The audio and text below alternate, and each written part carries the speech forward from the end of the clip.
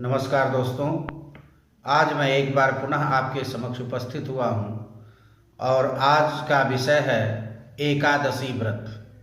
दोस्तों, हमारे शास्त्रों में अनेक प्रकार के पाप ताप को दूर करने के लिए और इच्छित मनोरथों को प्राप्त करने के लिए एकादशी का व्रत बतलाया गया है।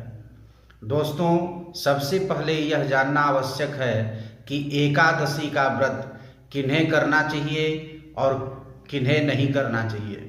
दोस्तों, एकादशी का व्रत प्रत्येक नर और नारी कर सकते हैं।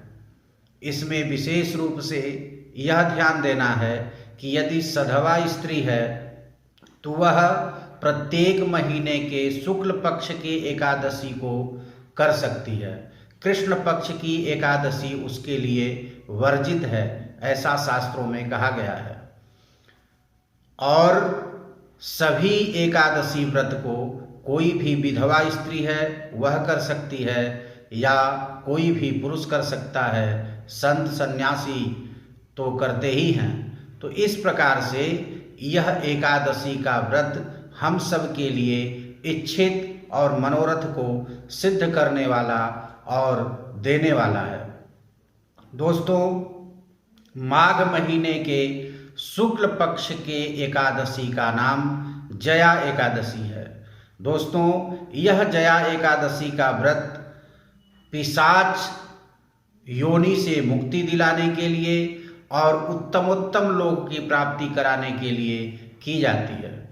दोस्तों, यदि इस एकादशी को आप व्रत करते हैं और ऐसे ही 12 वर्षों तक निरंतर एकादशी का व्रत करने के उपरांत यदि आप किसी व्यक्ति को संकल्प करके एकादशी के पुण्य को अर्पित करते हैं तो उसका पिशाच योनि से मुक्ति होना संभव है। आप किसी भी प्रेत आत्मा की मुक्ति के लिए संकल्प पूर्वक आप अपने एकादशी के पुण्य को देकर उसका उद्धार कर सकते हैं।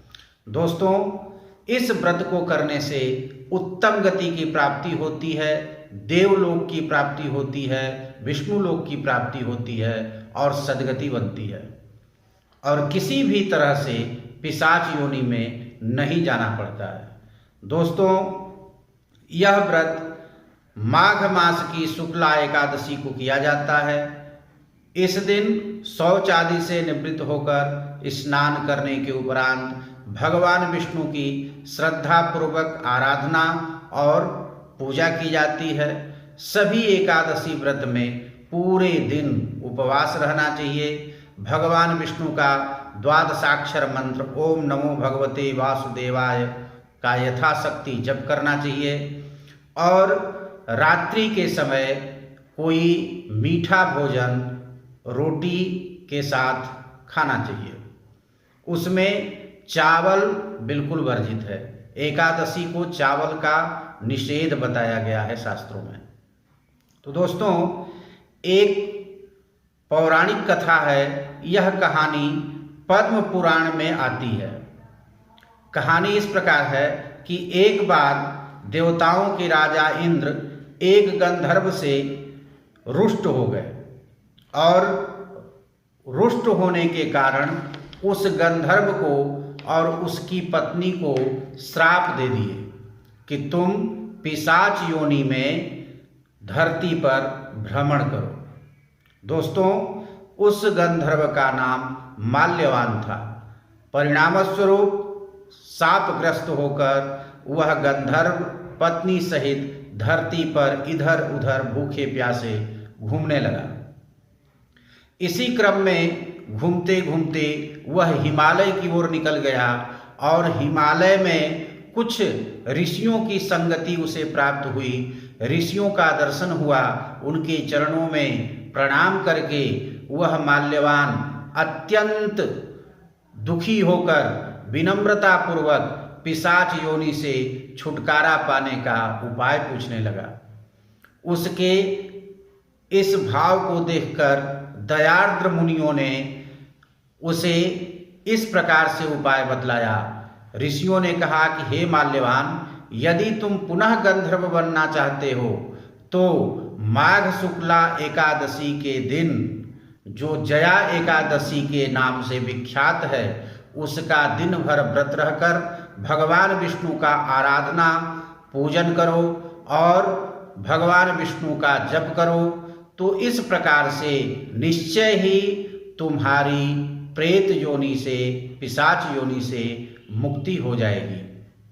दोस्तों, इस प्रकार का मंत्र पाकर वह माल्यवान पत्नी सहित जया एकादशी के व्रत को किया और दिन भर व्रत रहकर भगवान विष्णु का पूजन किया, मंत्रों का जप किया और उसके फलस्वरूप वह प्रेत योनि से मुक्त हो गया और प्रेत योनि से मुक्त होकर, पिशाच योनि से मुक्त होकर वह इंद्र की सभा में पहुंच गया। इंद्र को बड़ा आश्चर्य हुआ कि यह कैसे संभव है, मैंने इसे श्राप दिया था, यह पुनः किस प्रकार से गंधर्व के रूप में उपस्थित हो गया। इंद्र ने जब गंधर्व माल्यवान से पूछा तो माल्यवान ने सारी बातें बता दी और इस प्रकार से इंद्र ने भगवान विष्णु को प्रणाम किया और गंधर्व को स्वीकार किया।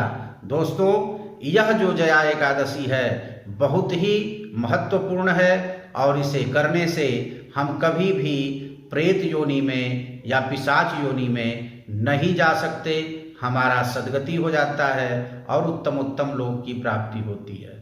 बस इसी के साथ आज अपनी वाणी को विराम देता हूँ। अगले वीडियो में अगले कहानी के साथ मैं पुनः उपस्थित होऊंगा। तब तक के लिए धन्यवाद।